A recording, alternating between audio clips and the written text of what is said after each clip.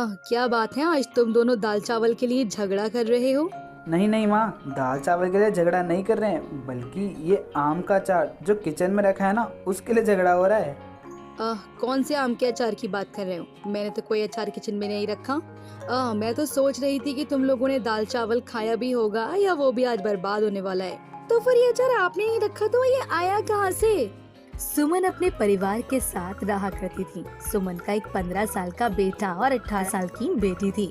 गांव में शुरू से पली बड़ी सुमन की शादी शहर में हुई थी। अब ऐसे में सुमन का अपने घर गांव बहुत का माना जाना हो गया था। बच्चे भी बड़े हो चुके थे। उनकी पढ़ाई लिखाई में सुमन काफी व्यस्त हो जाया करती थी। एक रोज सुमन अपनी माँ से फोन पर बात कर रही होती है। माँ, अगर इस बार गर्मियों की छुट्टियाँ पड़ेंगी तो मैं जरूर बच्चों के साथ आपसे मिलने आ जाऊंगी। बहुत समय भी हो गया है आपसे मिले हुए। हाँ हाँ, पूरे 5 साल हो गए हैं ये सुनते सुनते कि इस बार गर्मियों की छुट्टियाँ पड़ेंगी तो बच्चों के साथ आपसे मिलने आऊंगी। इस बार भी मैं इंतजार करूंगी बेटा। माँ, आप तो जानती हैं ना घर में कितना काम होता है। अब बच्चे भी बड़े हो गए हैं, उनको स्कूल की छुट्टी मिलती ही नहीं और आपके दामाद को तो काम से फुर्सत ही नहीं है सच में। माँ, आपको जाना है तो आप जाओ नानी से मिलने, हमें गांव नहीं जाना।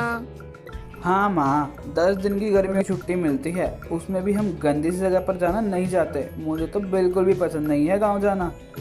तुम दोनों चुप करो, बहुत बदतमीज होते जा रहे हो।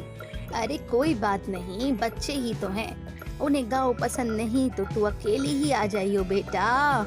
सुमन अपनी माँ से कई सालों से गांव मिलने नहीं गई थी क्योंकि बच्चों की पढ़ाई लिखाई और पति के काम से छुट्टी ना मिलने की वजह से सुमन को समय ही नहीं मिल पा रहा था कि वो कुछ समय के लिए गांव जाकर अपनी माँ से मिलकर आए।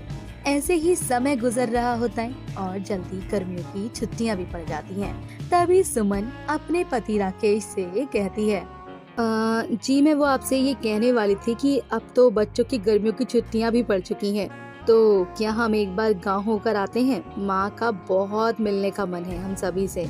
अगर ऐसी बात है तो तुम और बच्चे चले जाओ, मुझे तो कुछ काम है, इसलिए मैं तो नहीं जा पाऊंगा। पापा, मुझे गांव नहीं जाना, मुझे वहाँ जाना बिल्कुल भी पसंद नहीं है। वहाँ के लोग बहुत गंदे रहते हैं और वहाँ की चीजें भी बहुत गंदी होती हैं। खाना भी बहुत गंदे तरीके से बनाया जाता है। मैंने अपनी आंखों से देखा है, मुझे नहीं जाना गाँव। माँ, आपको जाना है तो आप जाओ प्लीज। जब दो बड़े बात कर रहे होते हैं ना तो बीच में बोलना जरूरी है। और हाँ, मैंने तुम दोनों से तुम्हारी राय नहीं पूछी कि तुम्हें गाँव चलना है या नहीं। माँ, आप तो कुछ भी कर लो, मैं तो गाँव नहीं जाने वाला, तो नहीं जाने वाला। इतना कहने के बाद अमन और नायरा दोनों ही अपना खाना उठाकर अपने अपने कमरे में चले जाते हैं। इधर राकेश सुमन पर गुस्सा करते हुए कहता है, आज के बच्चे हैं और संस्कार नाम की तो अंदर कोई चीज ही नहीं है, इतनी बदतमीजी से बात करते हैं, देखा ना तुमने। जब भी मैं इन्हें डांटती हूँ तो तुम मुझे इन्हें डांटने नहीं देते हो। बच्चा है, अब देख लो बच्चे होने का नतीजा, कैसे जुबान चल रही है। अब अगले ही दिन भवानी फिर से अपनी बेटी सुमन को कॉल करती है और सुमन भी बड़े ही उदास होकर अपनी माँ को फिर से यही कहती है कि इस बार भी उसे समय नहीं मिलेगा। कोई बात नहीं बच्चे, अगर मुझसे मिलना नहीं आना चाहते तो तू अकेले ही चली आना बेटा। पता नहीं माँ, बच्चे ऐसे क्यों होते जा रहे हैं, लेकिन मैं आपसे जल्दी मिलने आऊंगी। इतना कहकर सुमन फोन रख देती है। अब इधर भवानी अपनी बेटी सुमन से मिलने का मन बना लेती है और अपने बेटे को कहकर 4-5 दिनों के अंदर ही सुमन के घर बिना बताए आ जाती है। अब जैसे ही भवानी सुमन के घर आकर गेट खटखटाती है, वैसे ही दरवाजा अमन खोलता है। जी, आप कौन? किससे मिलना है आपको? कहीं आप? 1 मिनट माँ, बाहर आकर देखो, कोई पैसे मांगने वाली आंटी आई हैं।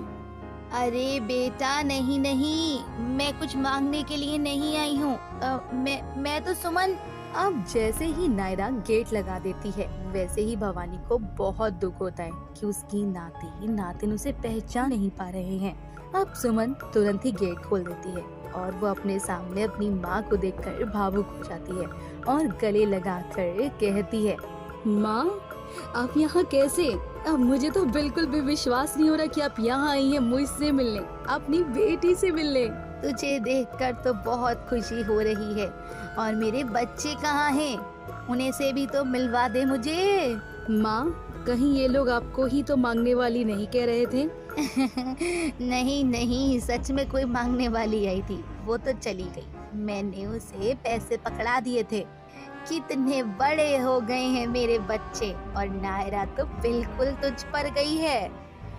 अमन और नायरा अपनी नानी भवानी को नमस्ते तक नहीं करते और उन्हें देखकर दूर दूर भागते हैं, क्योंकि भवानी गांव से थी और भवानी के कपड़े भी थोड़े मैले कुचैले से थे। सुमन अपने बच्चों के व्यवहार से बहुत दुखी होती है, लेकिन अपनी माँ के आने की खुशी से सुमन अपनी माँ की आवभगत में लग जाती है।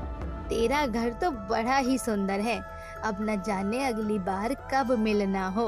1-2 महीने रुक कर जाना माँ प्लीज, मुझे बहुत अच्छा। चावल हम सालों से हाथ भी नहीं लगाते थे, आज जैसे मजबूरन हमें खाना पड़ रहा है, और खाने के बाद तो ऐसा लग रहा है बस वही खाते रहे, लेकिन आपके आम के अचार के साथ। नानी तो नानी कब बना रहे हो आप आम का अचार? और हाँ, थोड़ा ज़्यादा बनाना, मेरे दोस्तों को भी बहुत पसंद आएगा स्कूल में और सब मेरी तारीफ भी करेंगे।